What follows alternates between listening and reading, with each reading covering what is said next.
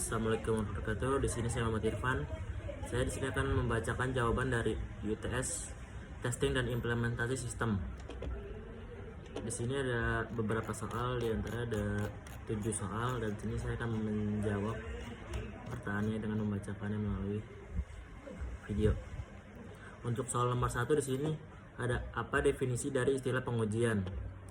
Pengujian dapat berarti proses untuk mengecek apakah suatu perangkat lunak yang dihasilkan sudah dapat dijalankan sesuai dengan standar tertentu. Standar yang dijadikan acuan dapat berupa menurut instansi tertentu ataupun disesuaikan dengan keperluan customer atau user.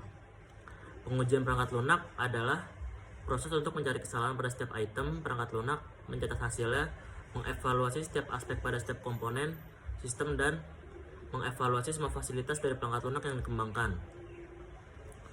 Untuk soal selanjutnya di sini ada nomor 2, terdapat 2 hal utama yang dilakukan dalam pengujian.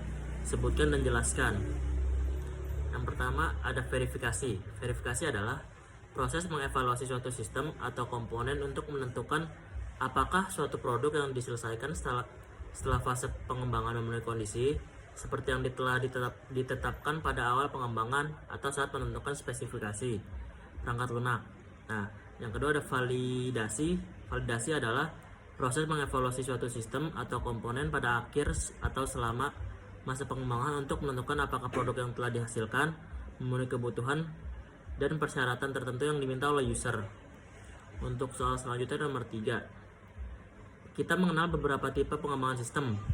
Coba sebutkan ada beberapa tipe dalam pengembangan sistem, kemudian jelaskan termasuk karakteristik dan siasat pengujiannya. Di sini ada tipenya. A. Pengembangan sistem biasa. Karakteristik menggunakan metodologi pengembangan sistem user, mengetahui rekrutmen, pengembangan, menentukan struktur.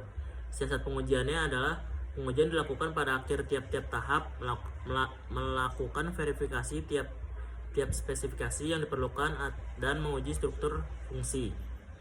Nah, yang B ada pengembangan iteratif.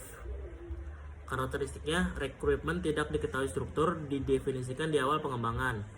Siasat pengujiannya verifikasi alat bantu CAS yang digunakan verifikasi kebutuhan tiap prototipe menguji fungsionalitas. Yang C pemeliharaan sistem. Karakteristik memodifikasi struktur. Siasat pengujiannya menguji struktur mengeluarkan metode kerja yang terbaik, memerlukan pengujian regresi. Yang D kontrak atau pemilihan software. Karakteristik struktur tidak diketahui banyak yang terjadi, defek fungsionalitas tercantum dalam dokumen, terdapat berbagai dokumen testing dan implementasi sistem.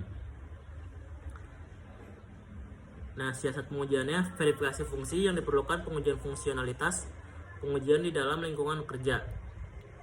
Untuk soal selanjutnya nomor 4, apakah yang dimaksud proses verifikasi dan validasi? Jelaskan. Dan apakah tujuan dalam melakukan proses verifikasi dan validasi?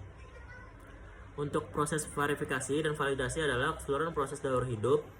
Verifikasi dan validasi harus diterapkan pada setiap komponen dalam proses software. Proses verifikasi dan validasi mempunyai 2 objektif prinsipal, yaitu menentukan kekurangan dalam sebuah sistem, memperkirakan apakah sistem berguna dan dapat digunakan untuk dalam situasi operasional.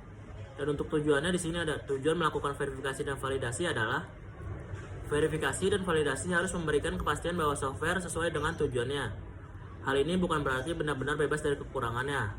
Harus cukup baik untuk tujuan penggunaannya, dan tipe dari penggunaan akan menentukan derajat kapasitas yang dibutuhkan. Nah, untuk soal selanjutnya nomor 5, di sini ada jelaskan dan prinsip dari pengujian. Ada pengujian perangkat lunak ditunjukkan untuk apa? Dari Glenn Myers menyatakan beberapa aturan yang dapat digunakan sebagai penjelasan tentang pengujian perangkat lunak. Seperti 1, pengujian adalah proses eksekusi suatu program dengan maksud menemukan kesalahan.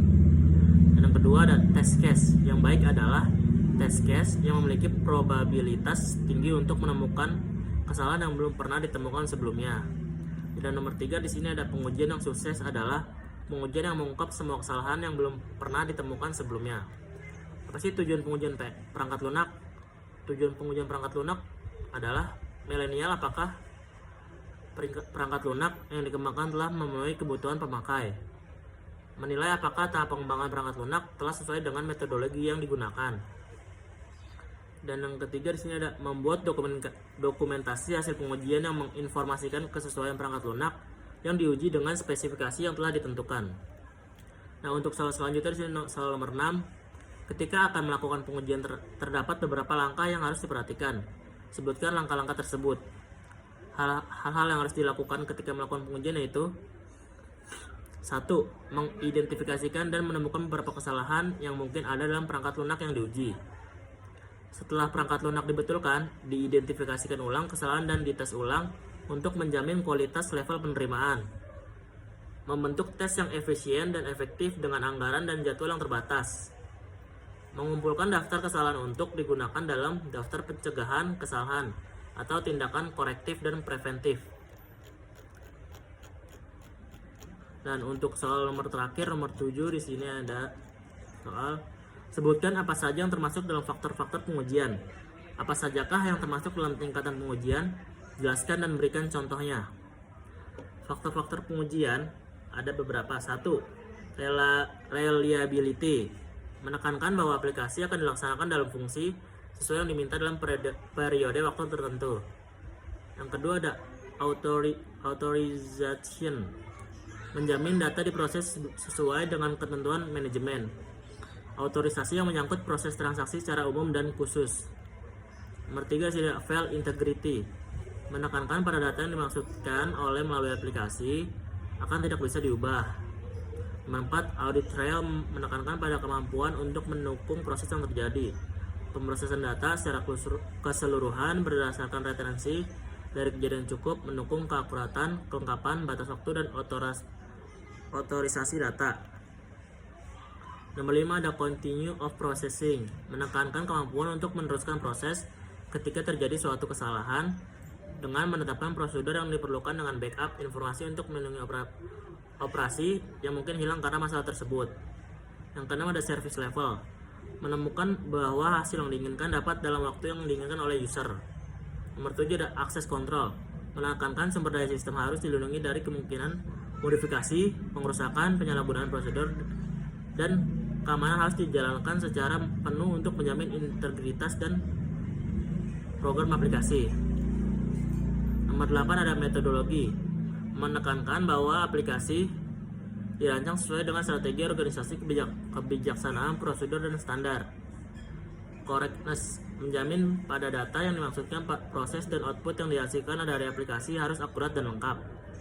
Nomor 10 ease of use. Menekankan perluasan usaha yang diminta untuk belajar, mengoperasikan dan menyiapkan inputan dan menginterpretasikan output dari sistem.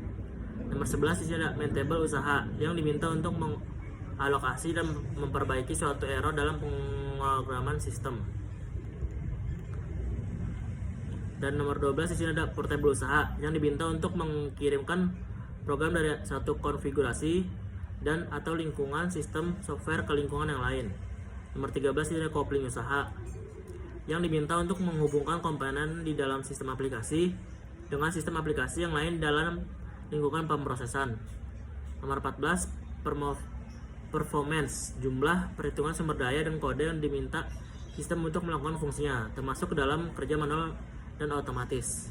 Dan yang nomor 15 ini ada ease of operation, sejumlah usaha yang diminta untuk mengintegrasikan sistem ke dalam lingkungan operasi dan lingkungan sistem aplikasi berupa prosedur manual dan otomatisasi. Dan di sini ada tingkat pengujian. Strategi pengujian perangkat lunak secara berurutan adalah pengujian unit, pengujian terintegrasi, dan pengujian sistem. Apa sih pengujian unit itu? Pengujian unit adalah pengujian yang difokuskan pada unit terkecil dari program atau modul. Pengujian ini didasarkan pada informasi dari deskripsi perancangan detail perangkat lunak. Dan pengujian regresi, pengujian integrasi adalah pengujian yang difokuskan pada gabungan unit-unit atau modul-modul yang membentuk kesatuan fungsional. Pengujian ini didasarkan pada informasi dari deskripsi perancangan awal perangkat lunak. Dan terakhir di sini ada pengujian sistem. Pengujian sistem adalah pengujian yang dilakukan pada sistem komputer secara keseluruhan. Pengujian ini umumnya dilakukan dalam pengembangan bersamaan dengan pengembangan lain, karena pengujian yang dilakukan berhubungan dengan elemen lain perangkat lunak. Mungkin itu jawaban dari saya. Terima kasih.